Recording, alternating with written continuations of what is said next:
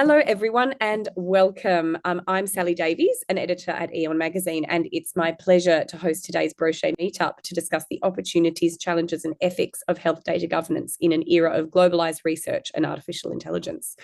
So let me start with a question for everyone. How many of you have had genetic testing done? Perhaps through a doctor, perhaps through 23andMe or Ancestry.com. Now, a harder question is, do you know where that data is right now? Who has access to it?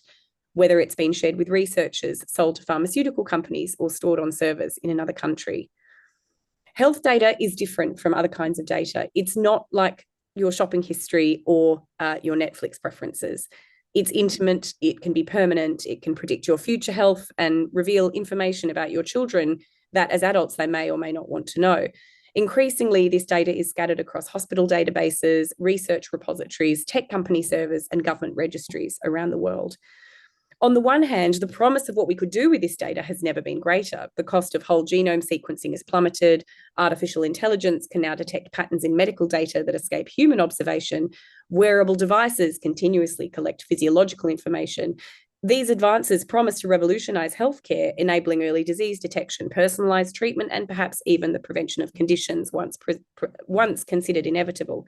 Yet this same data revolution has also exposed profound tensions between scientific progress and individual privacy, between national sovereignty and global collaboration, and between commercial innovation and public benefit. So today we're going to dig into these questions with our panel. Some very quick housekeeping before I hand over to our panelists to introduce themselves. The meetup is going to last 1 hour.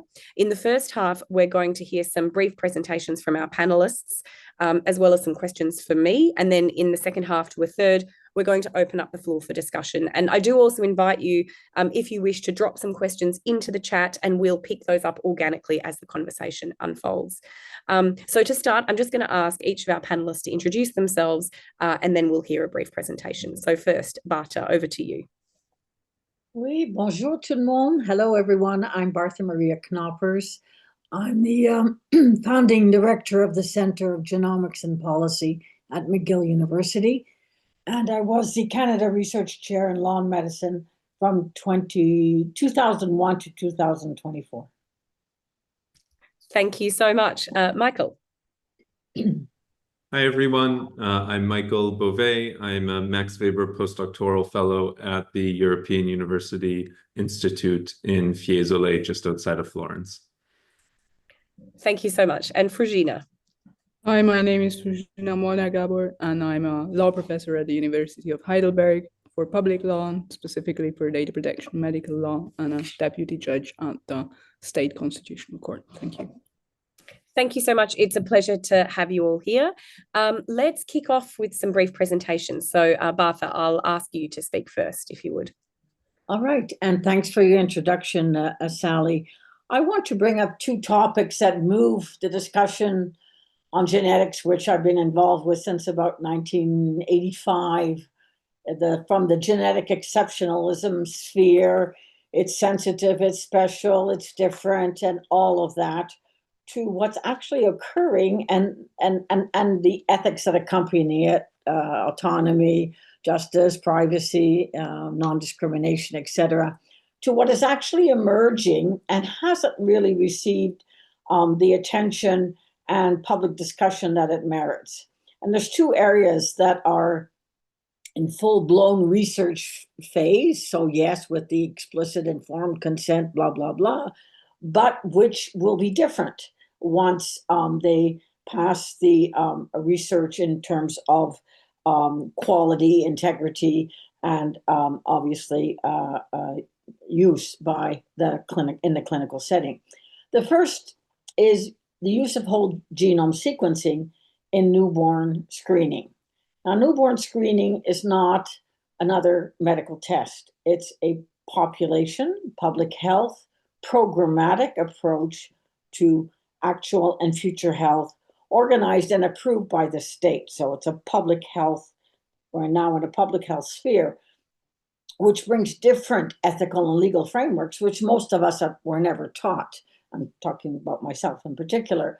What are the ethical values that are different? Well, there's the common interest, the solidarity, collectivity, the common good, all of these values that are situated at the level of a population, a given population, and usually under the direction of the Ministry of Health or the Ministry of Public Health and so on.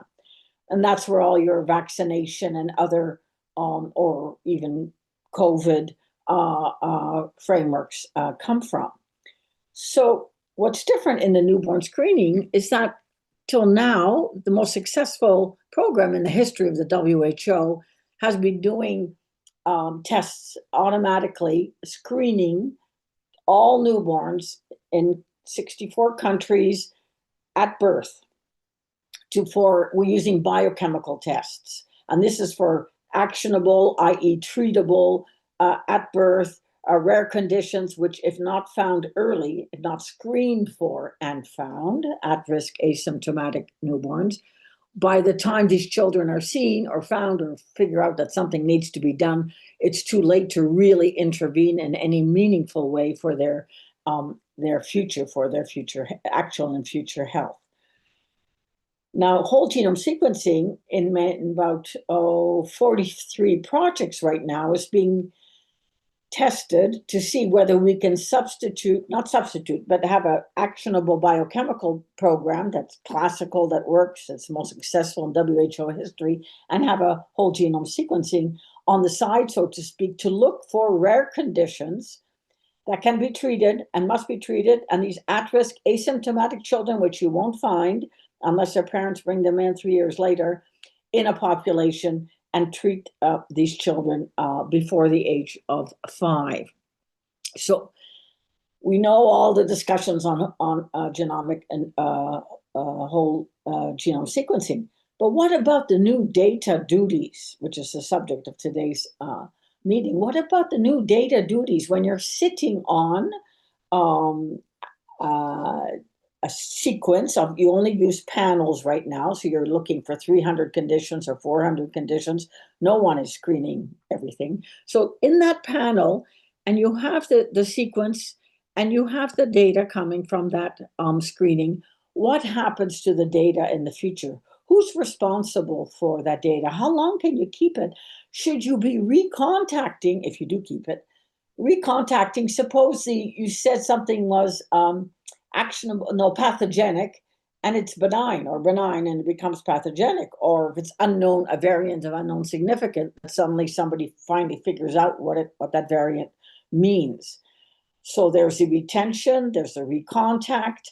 Can you use this population database, in quotes, for research into genomic variants and so on a population level after you've anonymized it and so on? So there are many questions emerging in this public health field, and we have to use public health values, not me, myself, and I individual values.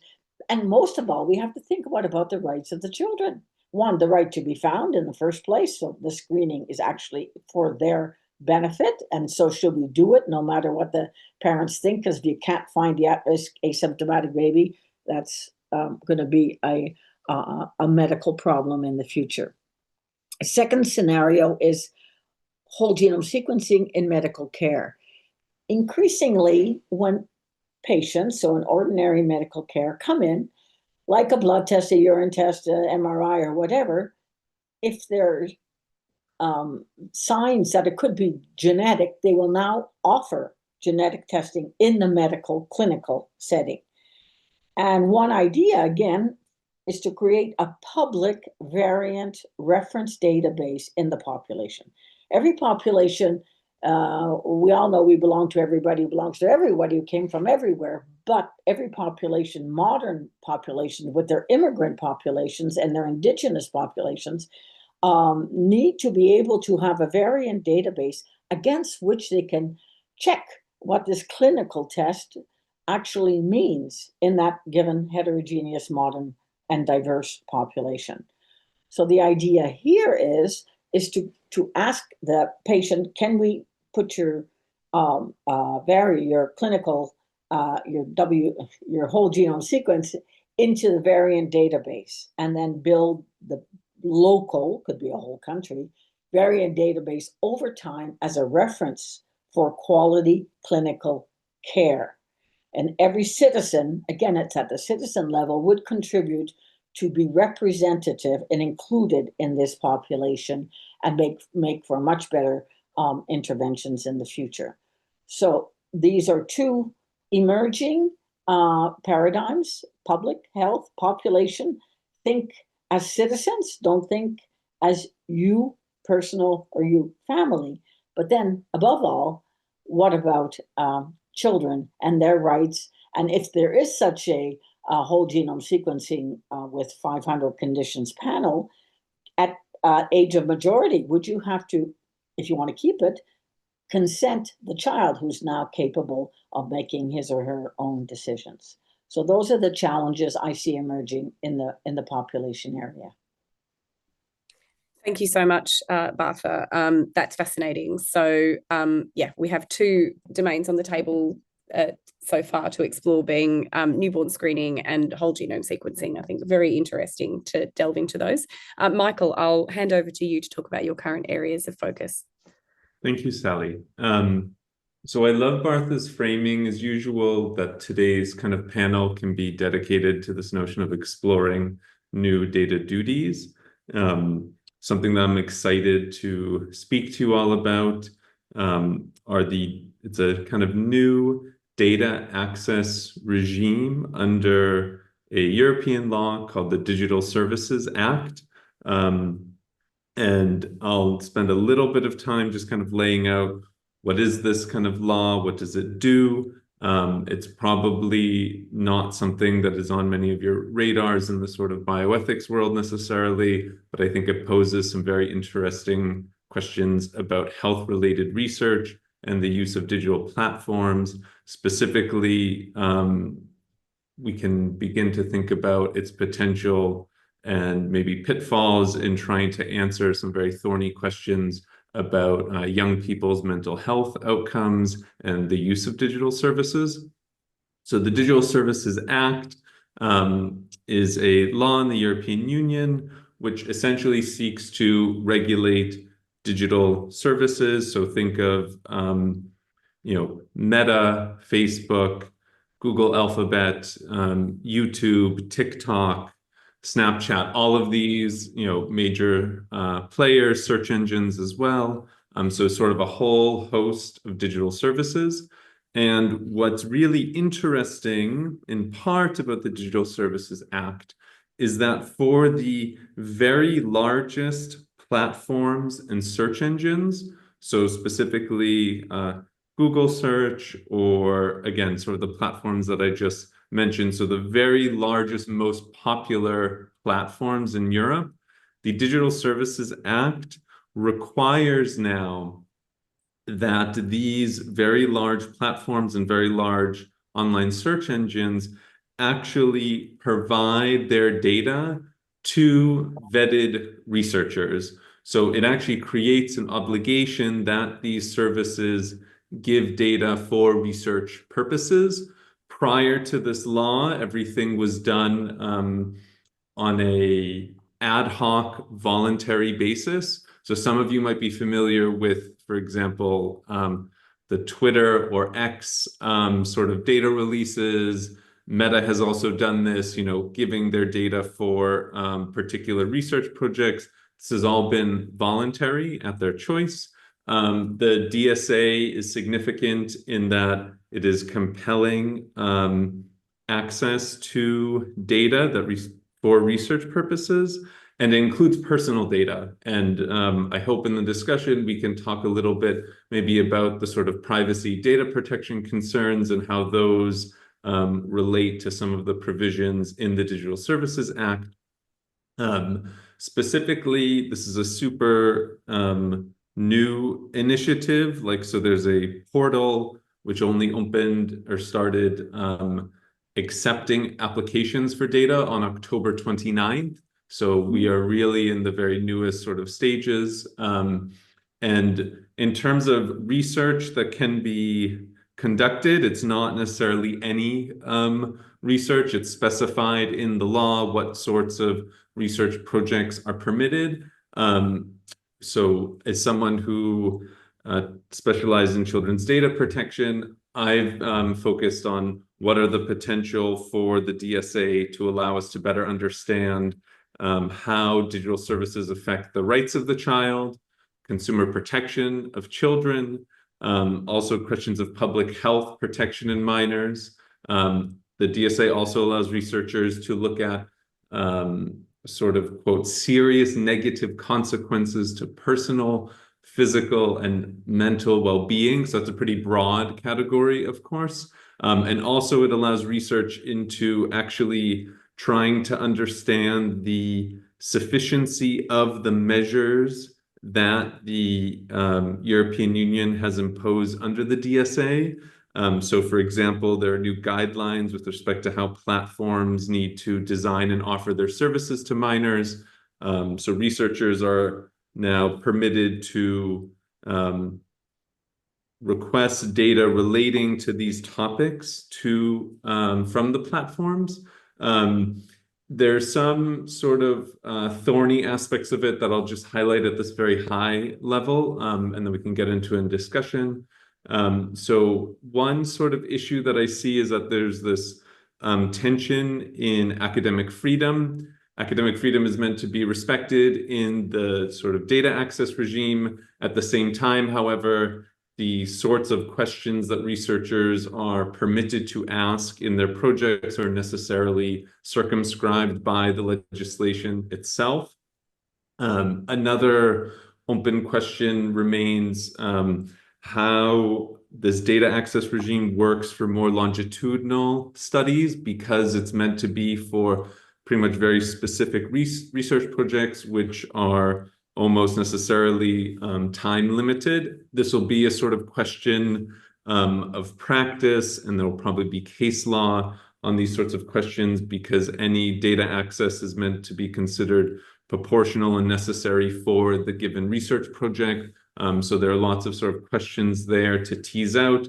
And perhaps most importantly, I think that there's a serious pitfall, and maybe we can have too high of expectations for the DSA to help us understand the relationship between digital services and young people's mental health outcomes, in the fact that the digital environment, these digital services, are changing so rapidly that it's going to be extremely hard, even with access to copious amounts of data under this regime, to actually figure out correlation, causation, combining with other data streams. I'm very skeptical as to whether this is going to help us really tease out these sorts of questions, which are extremely important and may push us, I think, into deeper discussions to have at a societal level about what we want the digital environment to do, if we accept that there are some aspects of it that we cannot necessarily understand in a scientifically robust way, even with this sort of data access regime. So that's kind of what I'm pondering at the moment, and I look forward to speaking about it in the discussion section. Thank you. Thank you so much, Michael. Lots of overlap there. So I'm looking forward to teasing out some of the common threads between you and Bartha. Fruzsina, if you'd like to come in at this point.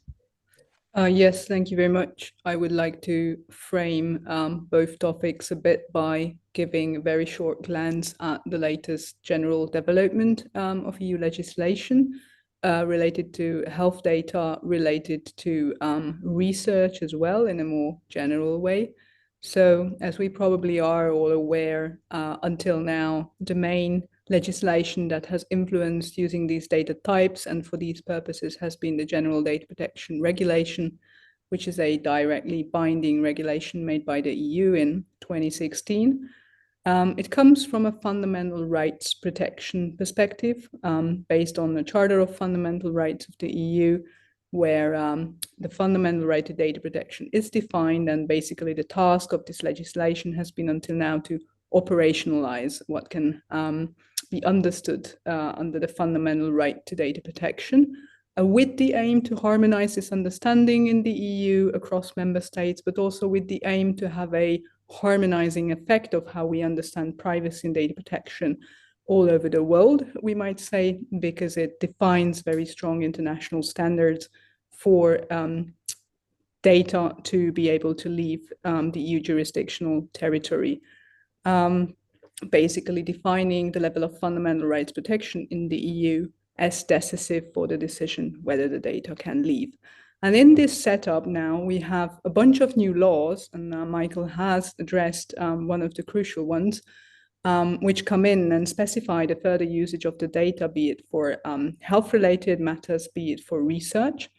And additionally to that, I would like to highlight two legislations in this introductory. One is the Data Governance Act that has been in effect since September 2023, where the reuse of certain public sector data, including personal and non-personal data, is aimed at. So data should be shared via intermediaries or through data altruism schemes. And the main aim is to establish a conditional framework for the trustworthy data sharing across different public sectors, while, of course, being in compliance with the GDPR. And the other legislation that is very relevant, foremost for the topic that Bartha has addressed, is the European Health Data Space that has been agreed politically in 2024 and expected in force since 2025 and going to become binding in 2 years in 2027, creating a federated infrastructure EU-wide for the processing of health data. Actually, it's two parallel infrastructures. One is for the primary use for the healthcare processing through the electronic health records, and the other one is the secondary use, which prominently contains scientific research, but also other purposes, statistical purposes, quality purposes, and so on. The main idea is, of course, that this primary and secondary use can happen in a seamless way across borders without any further authorization, and that data becomes in this federated network accessible for the defined purposes. It also builds on the GDPR, as we know, but it also specifies further its rules, and this particularly affects the rights of the data subjects and the patients or participants, and also the data duties that are attached to handling this data. There are new rights introduced for patients. The GDPR basically, as said already, details out the fundamental right to data protection by defining individual subjective rights, such as the right to access the data, the right to rectify, the right to have it deleted. But now in this healthcare and secondary health purposes context, we experience the introduction of new rights related to the access, or for instance, related to the portability of the health records, which, of course, on the other side, we define rights, but on the other side, we need to define the obligations corresponding to these rights to allow them to be implemented, which the regulation also does. And one crucial issue that I would like to highlight further, and this will be also my last point, is the role of the data subjects by legitimizing whatever happens with their data. In the European health data space, the concept is an opt-out concept. So firstly, all public health insurance are obliged to offer an electronic health record for the primary data processing to all patients, and there is a possibility to opt out, but so to say, there is the obligation to offer this. And then, of course, the usage of the data for secondary purposes is now also as a main rule related to an opt-out by the data subjects. There is still a leeway for member states to make their own legislation for certain data types, where patients can be requested to consent actively into the data usage, but this is not the main rule anymore. This specific data is related to genetics, so it's genomic data where the member states can create the rule of a specific opt-in. And this creates a quite new setup and quite new balancing at the legislative level of how we weigh scientific research purposes, how we weigh privacy matters, of course, under the condition that we have a seamless, well-secured technological setup and infrastructure to process this data and allow these usages, which should reflect our main normative approach to the question what might be done with this data. If we can transfer that normative decision into a technological setup that the European health data space aims at, then possibly the legislator has done a good job. And this also relates to internationalization and the international access to all of this data, which means that now in this secure processing environment, there can be different data processing steps conducted, and the international transfer with regard to a physical, geo-located movement of the data will become less relevant. Thank you very much. Thank you so much, all of you. So I think what I'm going to do, we've had a very interesting series of small presentations, I think, beginning with Bartha talking about genomic data rights, Michael discussing kind of digital platform data rights, and then Fruzsina sort of talking about the regulatory and legal landscape, although of course there's a lot of overlaps there. I guess for me, I think it's interesting that the framing of today is really to talk about data duties, and we've also covered these notions of data duties, data rights, data subjects. I wonder if we could just spend a little bit of time kind of unpacking each of those concepts and kind of explaining why they're different from kind of existing sort of rights and duties that might be wheeled out in a bioethical context. I mean, for example, how is the notion of sort of specific data rights different to the right to privacy? So I'm not sure who would like to kind of begin this process of sort of creating this conceptual taxonomy and kind of enriching it a little bit more. I can start with, I take a different view, even though classical training in the fields that all three of us are in, as you know, law and ethics. And I'm now increasingly interested in the quality of the science and the quality in health systems. So quality in research and quality in health systems. And you can't have it both ways. You can't, as a citizen, and I'm talking universal healthcare systems here, like Quebec, like France, like the UK, like Germany, and so on. So let's just get the context right, which is different in a pay-as-you-play kind of or two-tier system or whatever. As a citizen, as a taxpayer, and as someone expecting that the individuals involved, both making decisions and carrying them out, are trained, are knowledgeable, are using the latest technologies available and affordable in a universal healthcare system. So quality data, the sharing of quality data, the reference databases that we need, no matter who you are or what age you are and so on, because there are conditions particular to children, so we need children's data for sure. Now should be, I think, from a sustainability point of view, a quality point of view, and a professional ethics point of view, sort of switched around. What do we need in order to provide in a resource allocation way? We cannot offer everything to everybody, sequence everybody, and understand everything now and in the future. And to do that, when you go into a healthcare system, contributing, for example, to this reference database I was talking about, be it provincial-wide, state-wise, or country-wise, promoting the health rights of children, the asymptomatic but at-risk child, newborn, who will not be found till too late, by, again, in a public way, across a systemic way, involving that child and finding that at-risk child. So it has to be a systemic quality care, quality science, and every citizen, as a citizen, by participating, does give up, if you like, a small part of personal freedom, but it's in order to have the collective quality goods for children and adults and citizens alike. Maybe I'll bring the others in, but just to push you a little bit on that, Bartha, I mean, you mentioned in your presentation this kind of notion of a right to be found. And yeah, and I mean, it seems to me, if again, correct me if I'm wrong, but you're kind of advocating for a sort of recognition of that. If an asymptomatic child is turned up in a newborn screening, they should have the right to kind of access medical care irrespective of the kind of parent's personal view on that. You know, is that sort of what you're suggesting? Yeah, absolutely. And people forget that a newborn is not a patient. And people forget that a newborn is a citizen. And the International Convention on the Rights of the Child, it's that child, irrespective of their parents' religion, anti-tech, or whatever they are, that child has legal rights. And yes, those are circumscribed.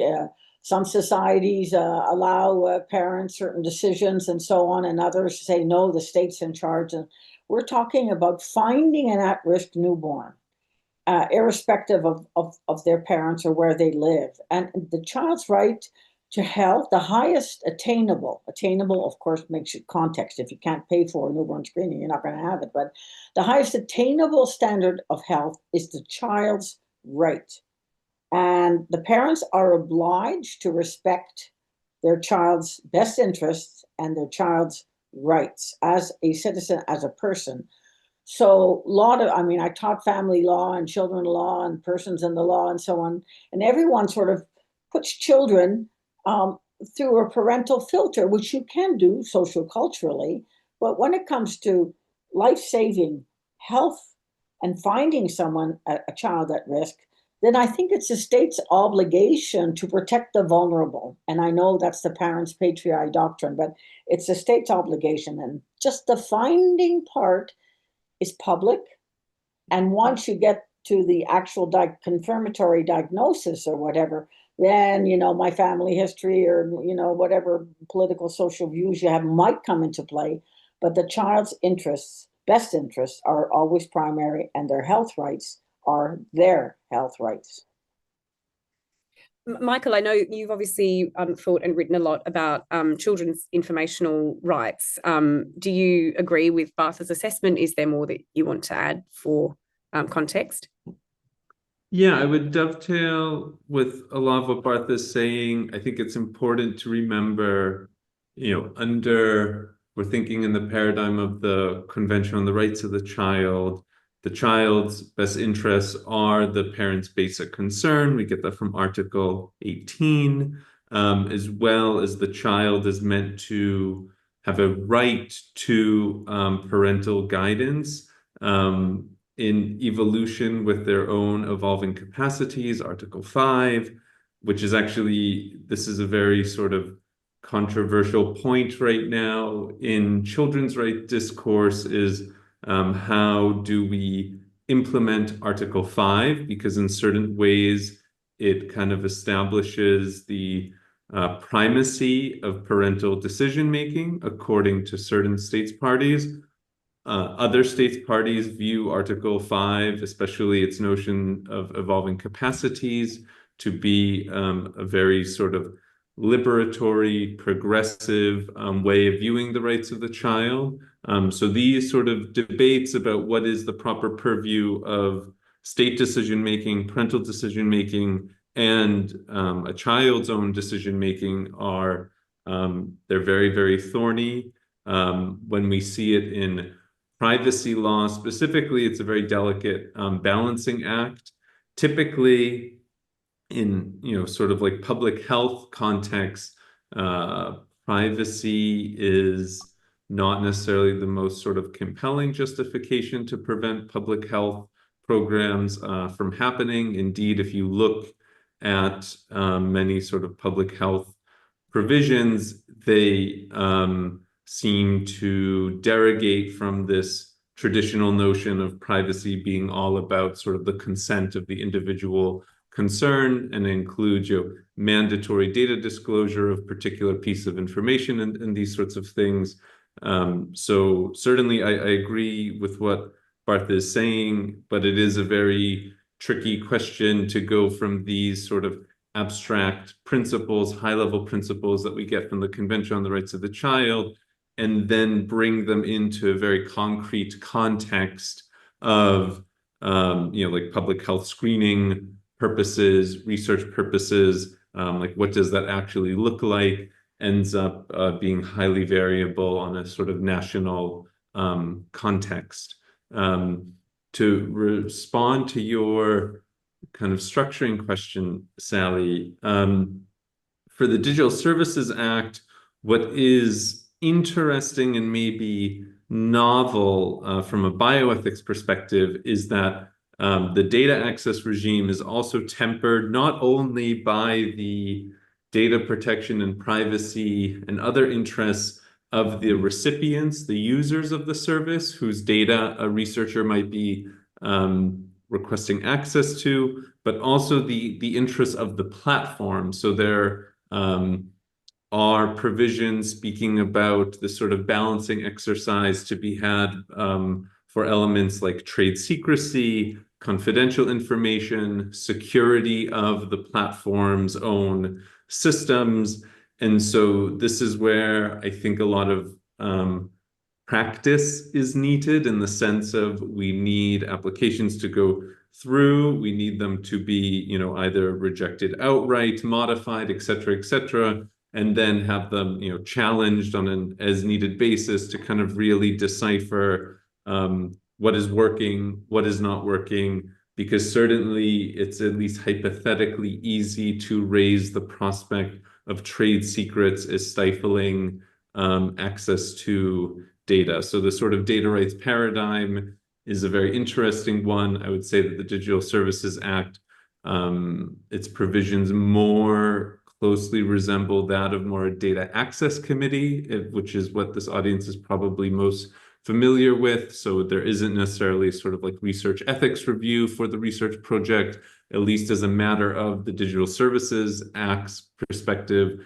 But also it differs from a data access committee in a more like health research context, in that these questions of trade secrets and confidential information can come to the fore, especially because researchers can hypothetically request any data. So there is this sense in which it is like hypothetically almost unlimited. So then you have to introduce certain boundaries that try and reconcile these various interests involved. So I think it's a very complex topic, but it's a very important one to begin to understand. And certainly where research is looking at the rights of the child and the sort of effects that digital services have on either stifling or violating young people's rights, there's a way to kind of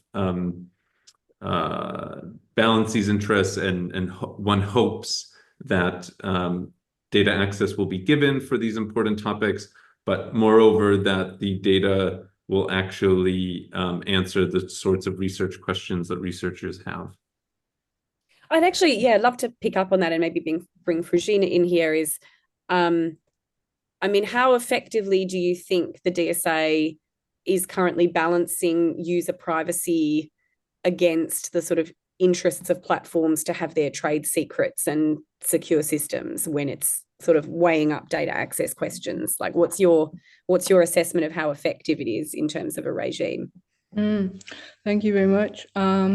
I think it is generally, maybe people want to put the main label on it, I would consider it being effective, but there are of course certain like regulatory cornerstones, effective or rather hinders certainly. And I think that there have been certain regulatory decisions that could have been made the other way around, such as with regard to different kind of compliance matters that have to be proven by a self-certificatory way, which of course is a little bit weakening compliance and oversight generally. I also think that oversight is probably suffering from a very complicated administrative infrastructure.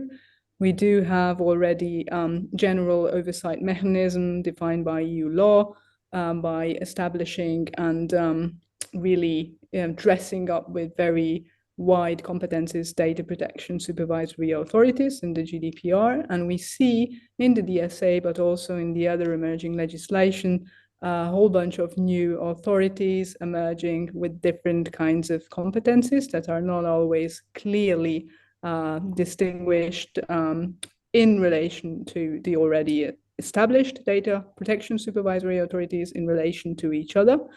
Usually, since we are moving in the EU administrative union, there are at least information obligations between these authorities.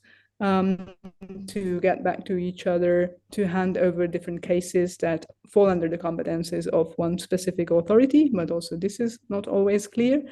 And of course, this messes up a little bit the picture for the data subjects as well, because until now, for any complaint and for administrative remedies, the supervisory authorities have been the first addressees, the partners to speak to, which of course changes now where we have different actors where data subjects can turn to.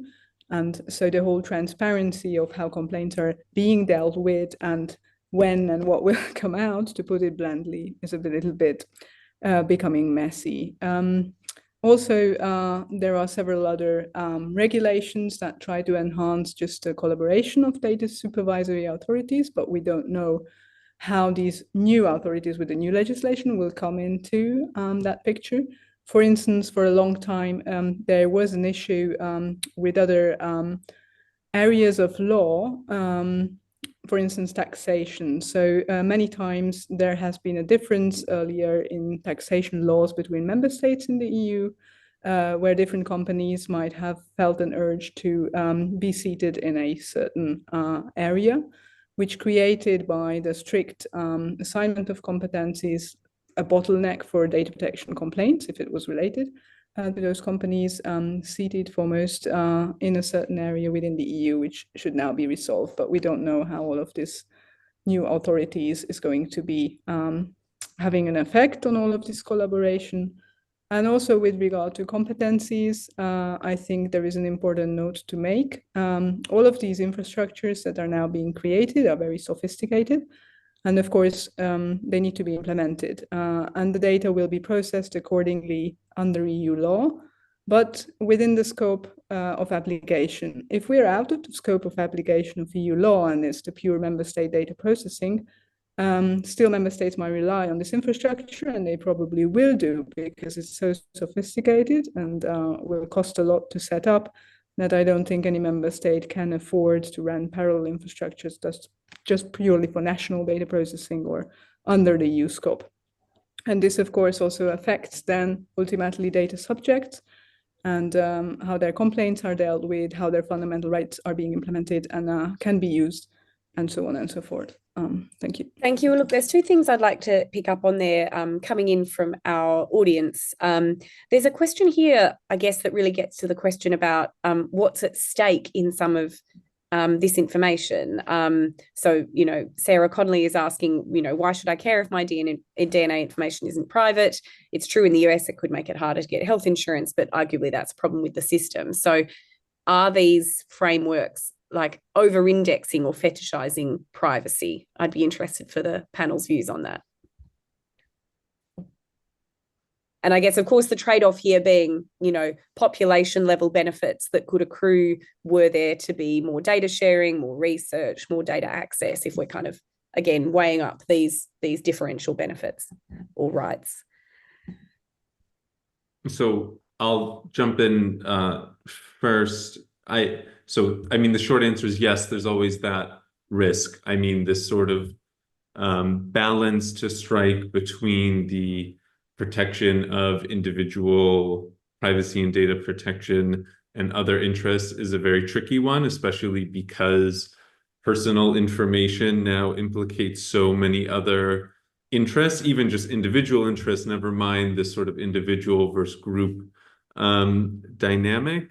You know, Bartha, Fruzsina, and I have all published separately together in pairs and trios various articles kind of getting at this fundamental issue that there, I think generally, if we're thinking about health research and health-related research, there has been a certain fetishization of individual privacy and data protection in many contexts, which may not necessarily be justified when we think comprehensively about the other rights and interests that are at issue. Yeah, I was listening to Fruzsina say, you know, that the European health data, the EHDS was beginning to introduce new ways of of participating in and research and having access to data from research or from clinical care. And I'm seeing at that level of a healthcare system, not an individual health issue, when the move from increased governance, increased, hopefully, transparency and accountability by those holding data, and the trade-off being that you cannot always have an explicit, specific, informed consent when you're trying to find data, use data, understand data, and then put it back into the healthcare system in a way that improves it for everyone. So, Fruzsina, I don't know, would you call this new approach with increased governance and compliance mechanisms, more of a notification by the state that this is happening and these are the rules, and you can opt in? And so it's a sort of intermediary model away from the explicit consent to the no consent, mandatory. And by the way, newborn screening is mandatory, 13 countries. So this opt-in, balanced by increased transparency, accountability, and so on by the state, opt-in with a notification. What do you think about that model? Thank you very much, Bartha, for passing on the ball. I was thinking that earlier in data protection, basically, or data protection based, we always had a big discussion with regard to the justification of data processing and whether the information we are able to give to the data subjects is enough to put them in an empowered position to allow them to legitimize the acts that are going to be conducted with the data.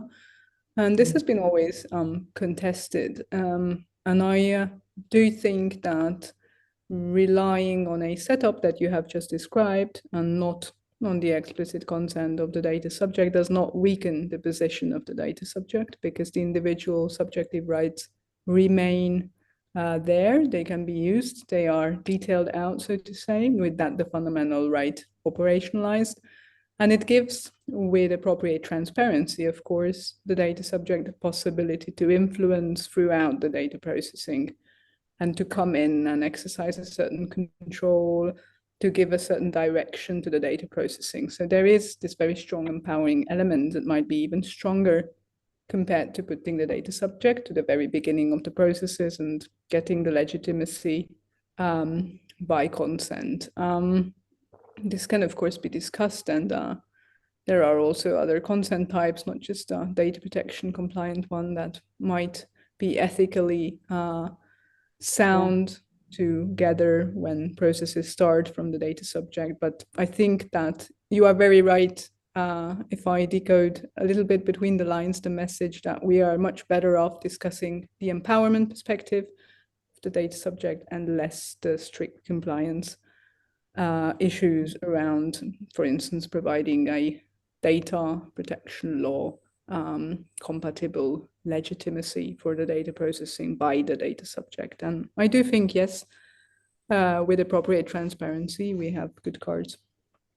Mm-hmm.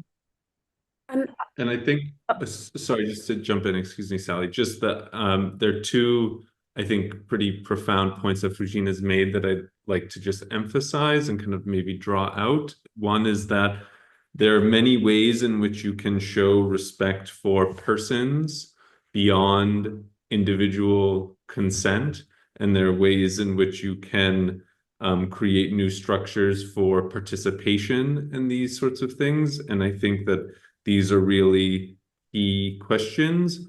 Privacy always has a sort of like almost libertarian undercurrent in certain aspects of it, but that's not all that privacy is about. It's also intimately linked to governing ourselves, making collective decisions.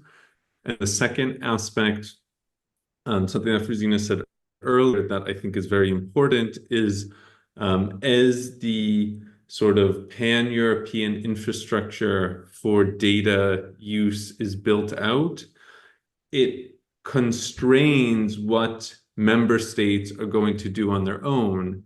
And to kind of draw this point out from Fruzsina's comment, it then means that there's likely going to be less room for experimentation and potentially sort of innovation in new ways of doing data governance if the sort of pan-European framework requires all of this extremely expensive infrastructure, which is set up in a specific way. It makes it highly unlikely that a member state is then going to spend billions and billions of euros building some parallel infrastructure for whatever sort of area is kind of residual from what is required at a European level. And there is a risk that maybe that unduly constrains the imagination of member states to think through potential alternative ways of doing things. I thought that what Fruzsina said there was very profound and will have ramifications for many years to come. I also think that, if I may come in further, that this limitation of governance is very correctly addressed by Michael. And we also need to see the background for this limitation, which is also serving at least partially the promotion of data processing for the various purposes, because the idea by the construction of the governance, I think, is also, whether that's successful or not, we can discuss, and I think Michael is quite right there, the innovation gets lost, but the idea is, with the different governance solutions, to promote the data sharing for the public good, for the public interest, not just related to individual benefits, such as for instance, in a primary care setup, but for the secondary use. Because, for instance, in the European health data space, the idea is that data for research is going to be processed in an anonymized and aggregated way. So the individual benefits out of that research, in the sense of personalized or translational medicine, is not going to happen very soon. But there is this idea of the public good and promoting the public good by making that data available. And as said, then the nuances and how this is done and how far individual benefits should still be available and what kind of governance innovation might still require room to make that better is, of course, the serious question. Thank you. I'm just conscious that we're coming up to the end of the hour. The conversation has just, there's so much we could unpack, so we'll I guess have to try and wind it up. I just wanted to bring in a couple more remarks from our audience. I'll maybe sort of aggregate these into two questions. One, there's a really interesting question here about the possibility for expansion or coordination beyond Europe, using other existing infrastructures. So I'd be interested for the panel's views on that. And then I think there's two questions that come back to where we started the conversation with Bartha's remarks about newborn screening.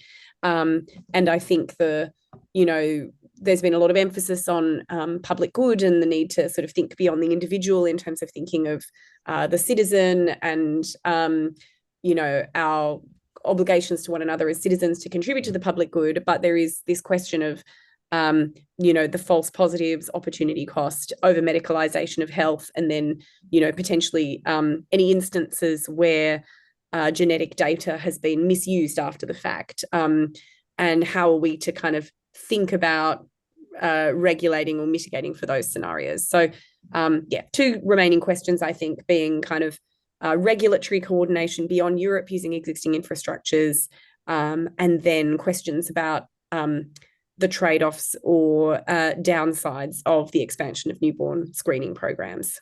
So I'll allow anyone to respond to either of those questions as they see fit.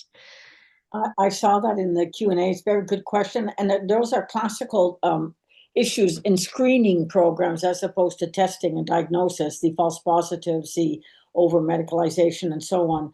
Right now, the research that is going on on the possible introduction of whole genome sequencing is to limit it to panels of well-defined single gene conditions. So some of what will you find, we don't know, is absent because they're only testing for what they know they can find. So the lists vary in the research projects in different countries to make sure that there's a certain specificity, be at the population level, false positives, lost opportunities, and so on, or costs, and are always there. but there's also the lost opportunity cost to find the at-risk child. And for me, that has not been present in the conversation to date. So if we do expand in very well circumscribed conditions, as the person mentioned in the Q&A, I think it'll be not just a bonus or an add-on or a research curiosity in our variant database knowledge, but will actually make sure that health intervention, healthcare starts at birth and not later when it's too late. Thank you so much, Bartha. Did any of the other panelists, Michael or Fruzsina, did you want to respond to either of the remaining questions? I'll quickly handle the infrastructure geography one. Fruzsina will have more intelligent things to say. I would just say that in the shadow of all of these laws, whether it's the Digital Services Act, whether it's the European Health Data Space, the GDPR's transfer rules are always kind of in the background there. They're explicitly referenced throughout the Digital Services Act. And so that's a very sort of thorny question of how do you involve non-European researchers and research institutes into these sorts of projects. Mm-hmm. I would like to take up a further question. I do agree with Michael on this, which is addressing the role and expansion of the EHDS with other infrastructures that already exist and have been created based on EU funding, the European Open Science Cloud, the genomic digitalization, ERICS, and any kind of biobanks while conducting large genome-wide association study. This is a very hotly debated question where I can give maybe two examples. One is that we had a bottom-up member state initiative, the 1 Million Genomes initiative, where 22 member states have signed up to share genomic data. And this initiative, for instance, is now creating a legal form, a European digital infrastructure entity, because the perception is that this way they can better connect to the European health data space. Others rely more directly on the regulation itself by becoming so-called authorized participants with different rights to access the data in that infrastructure and to offer data access themselves in return. Thanks. Thank you all. That has brought us to the top of the hour, so I'm sorry that we're going to have to finish before we've kind of comprehensively unpacked this, but it's been a fascinating and enriching discussion for me, and I hope for all of us. I think what's really become clear for me as a kind of newcomer to this debate in some sense is that, you know, we're living through an inflection point in which there's this fundamental renegotiation of the social contract around information, and the question is no longer really about sort of how do we protect patient privacy, but the real question is, you know, what do we owe one another when our individual data creates collective benefit, and how is that to be regulated and enforced when the science is moving so fast? So thank you all for your thoughtful and considered interventions, and thanks to all of our audience members for participating, and we hope to see all or some of you at the next meetup. Thank you all. Thank you very much. Everyone. Thank you, Sally. Thank you. Thanks so much. Bye-bye. Bye. Bye.